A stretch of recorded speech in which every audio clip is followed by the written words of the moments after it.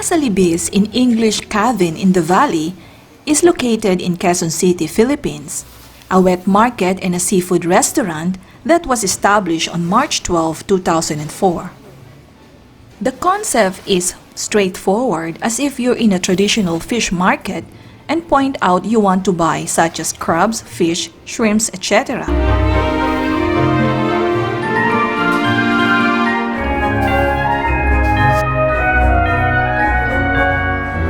Then you pay the seafood first,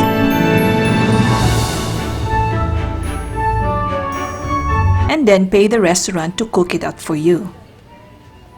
You can choose to have your seafood steamed, grilled, sautéed, tempura style, stewed, sizzling, or whatever recipe you desire.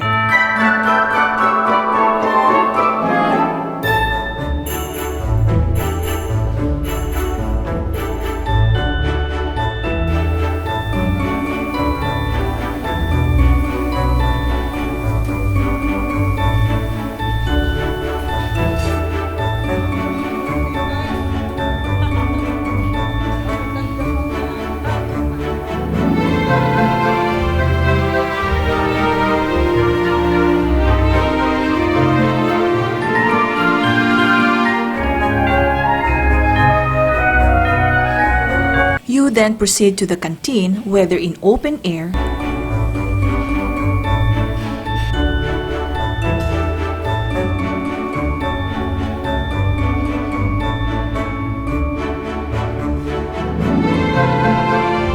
or air-conditioned room.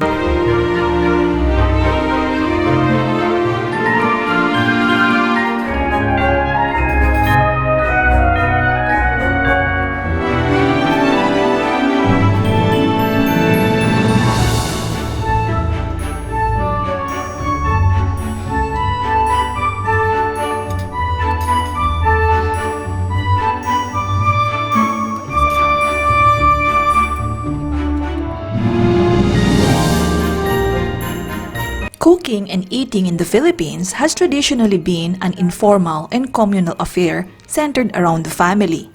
Food tends to be served all at once and not in courses.